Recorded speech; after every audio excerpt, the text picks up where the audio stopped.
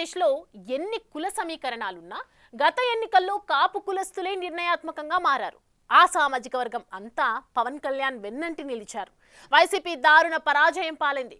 వైసీపీలోని కాపు నేతలు ఎన్నికల ముందు నుంచే వలస బాట పట్టారు. ఇక ఎన్నికల తర్వాత ఆ వర్గం నాయకులను కాపాడుకోవడం జగన్ కు తలనొప్పిగా మారింది. దాంతో పార్టీకి దూరం అవుతున్న ఆ సామాజిక వర్గ నాయకులకు అధిక ప్రాధాన్యత ఇస్తున్నారు. పార్టీలోని కీలక పదవులను అప్పగిస్తున్నారు. మరి కాపులను ఆకట్టుకోవడంలో జగన్ ప్లాన్ వర్కౌట్ అవుతుందా? ఆంధ్రప్రదేశ్లో రాజకీయాలు మొత్తం కుల సమీకరణాల చుట్టే తిరుగుతూ ఉంటాయి. ఎన్నికలు వస్తే కింది స్థాయి నుంచి పై స్థాయి వరకు కులాల వారీగా విడిపోయి రాజకీయం చేస్తారు.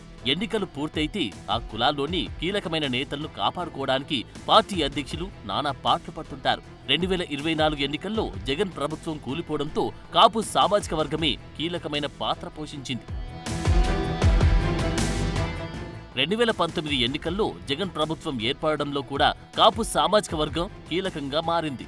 2019 ఎన్నికల్లో కాపుల ప్రాబల్యమున్న గాజువాక, భీమవరం సెగ్మెంట్లలో పోటీ చేసిన పవన్ కళ్యాణ్ కూడా ఆ వర్గం ఆదరించలేదు. వైసీపీ ప్రభుత్వం ఏర్పడిన తర్వాత కాపు సామాజిక వర్గానికి చెందిన నాయకులకు మంత్రి పదవులను అనుకున్న దానికంటే ఎక్కువ ఇచ్చి కాపు సామాజిక వర్గం తన వైపు ఉండేలా ప్లాన్ చేసుకున్నారు జగన్. 2024 ఎన్నికల సమయానికి అది రివర్స్ అయింది. వైసీపీ కాపు నాయకులు పవన్ కళ్యాణ్ ను తీవ్రస్థాయిలో దూషించడాన్ని ఏమాత్రం జీర్ణించుకోలేని కాపు సామాజిక వర్గం యువత జనసేన పార్టీని ఓన్ చేసుకుంది. పవన్ కళ్యాణ్ ని ఎలాగైనా గెలిపించి తీరాలని కాపులంతా కంకణం కట్టుకున్నారు.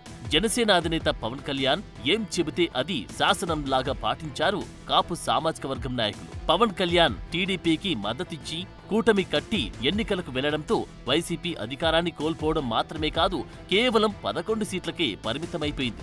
ఎన్నికల తర్వాత కూడా వైసీపీపై కాపుల వ్యతిరేకత కొనసాగుతూనే వస్తుంది. వైసీపీలో ఎంతమంది కాపు వర్గానికి చెందిన నాయకులు ఉంటారో అర్థం కాని పరిస్థితి నెలకొంది. ఇలాంటి పరిస్థితుల్లో దాన్ని చక్కదిద్దే పనిలో పడ్డాడు వైసీపీ అధ్యక్షుడు.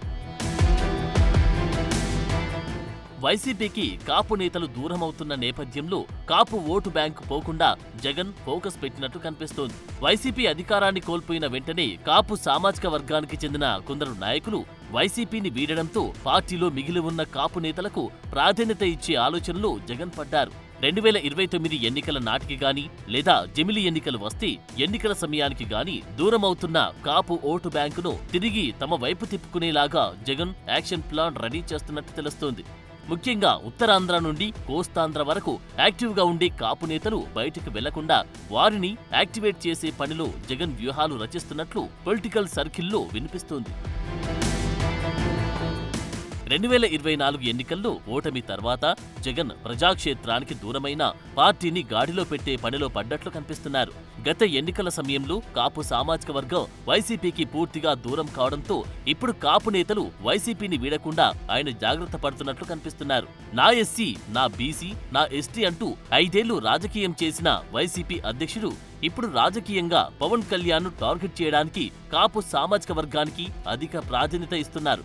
గతంలో కాపు సామాజిక వర్గానికి చెందిన పేర్ని నాని, కురసాల కన్నబాబు, అంబటి రాంబాబు లాంటి నాయకులను టీడీపీపై చంద్రబాబు, లోకేష్లపై విమర్శలు చేయడానికి, గుడివాడ అమర్నాథ్ లాంటి నాయకుడిని పవన్ కళ్యాణ్ టార్గెట్ చేయడానికి జగన్ బానే వాడుకున్నారు.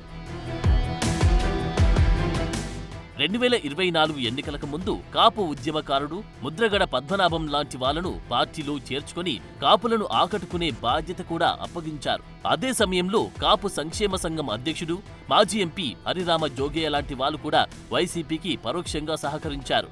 కాపు సామాజిక వర్గంలో ఉన్న కీలకమైన నాయకులను వైసీపీలో జాయిన్ చేసుకున్న పరోక్షంగా కొందరు కాపు నాయకులు వైసీపీకి సహకరించినా కూడా కాపు ఓటర్లు కనికరించకపోవడంతో వైసీపీ అధినేత డైలమాలో పడ్డారు.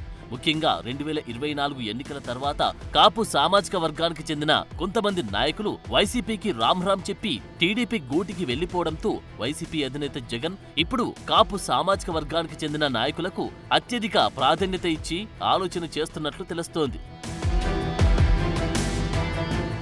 ముఖ్యంగా వైసీపీ అధికారాన్ని కోల్పోయిన వెంటనే ఉత్తరాంధ్రకు చెందిన మాజీ మంత్రి అవంతి శ్రీనివాస్ వైసీపీకి రాజీనామా చేయడం, గోదావరి జిల్లాల నుంచి మాజీ డిప్యూటీ సీఎం ఆళ్ల నాని వైసీపీని వదిలి టీడీపీ కండువ కప్పుకోవడంతో జగన్లో అలజడి మొదలైనట్లు కనిపిస్తోంది.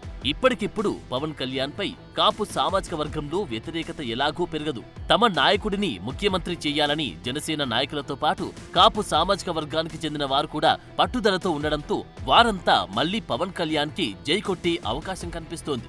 ఇవన్నీ ఆలోచించిన జగన్ కాపుల మద్దతును కూడగట్టుకోవడం అనేది చాలా కష్టంతో కూడుకున్న పని అని స్పష్టంగా అర్థమవడంతో వైసీపీలో ఉన్న కాపు సామాజిక వర్గానికి చెందిన కీలకమైన నాయకులకు అత్యంత ప్రాధాన్యత ఇస్తూ తన వంతు ప్రయత్నాలు మొదలుపెట్టారు. ముఖ్యంగా ఉత్తరాంధ్ర నుండి కోస్తాంధ్ర వరకు కాపుల ప్రాబల్యం రాజకీయాల్లో కాస్త ఎక్కువగానే కనిపిస్తోంది. గత ఎన్నికలకు ముందు చంద్రబాబు అరెస్టు సమయంలో పవన్ కళ్యాణ్ ఆ పార్టీకి మద్దతు పలికారు. కాపులంతా పవన్ కళ్యాణ్ వైపు ఉండడంతో ఒక్కసారిగా జగన్ తన అధికారాన్ని కోల్పోయారు. రానున్న రోజుల్లో ఉత్తరాంధ్ర నుండి కోస్తాంధ్ర వరకు ఉన్న కాపు సామాజిక వర్గానికి చెందిన నాయకులకు ప్రాధాన్యత ఇచ్చి పార్టీలో కంటిన్యూ అయ్యేలాగా చేయకపోతే పార్టీ మనుగడ కష్టమని భావిస్తున్న జగన్ ఎన్నికల్లో ఆ వర్గం నేతలకు ప్రాధాన్యత ఇస్తున్నారు. ఉత్తరాంధ్ర స్థానిక సంస్థల ఎన్నికల సమయంలో మాజీ మంత్రి బొత్స సత్యనారాయణకు అవకాశమిచ్చి ఎమ్మెల్సీ చేసి మండలికి పంపారు. ఇప్పుడు ఇంకో అడుగు ముందుకేసి కాకినాడ జిల్లాకు చెందిన మాజీ మంత్రి కురసాల కన్నబాబును ఉత్తరాంధ్ర జిల్లాల రీజనల్ కోఆర్డినేటర్గా నియమించారు. కాకినాడ జిల్లాకు మాజీ మంత్రి దాడిశెట్టి రాజాను పార్టీ అధ్యక్షుడిగా నియమించడంతో ఉత్తరాంధ్ర నుండి కోస్తాంధ్ర వరకు ఉన్న కాపు నాయకులను, ఓటర్లను వైసీపీ వైపు తిప్పుకునే ప్రయత్నం చేస్తున్నట్లు తెలుస్తోంది. అయితే కాపు సామాజిక వర్గంలో పవన్ కళ్యాణ్ పై అంతులేని అభిమానం కనిపిస్తోంది. ఆ వర్గానికి చెందిన మొదటి ముఖ్యమంత్రిగా పవన్ ని చూడాలని వారంతా భావిస్తున్నారు. ఈ నేపథ్యంలో పవన్ కళ్యాణ్ పై వారిలో ఇప్పట్లో వ్యతిరేకత వచ్చి అవకాశం లేదన్న అభిప్రాయం ఉంది. కాబట్టి జగన్ ఆలోచనలు ఏ స్థాయిలో వర్కౌట్ అవుతాయనేది డౌటే అంటున్నారు. మరి వైసీపీలో ఇప్పుడు రెడ్డి సామాజిక వర్గం తర్వాత కాపు సామాజిక వర్గానికి అత్యంత ప్రాధాన్యత ఇస్తున్న జగన్ వ్యూహాలు ఎంతవరకు ఫలిస్తాయో చూడాలి.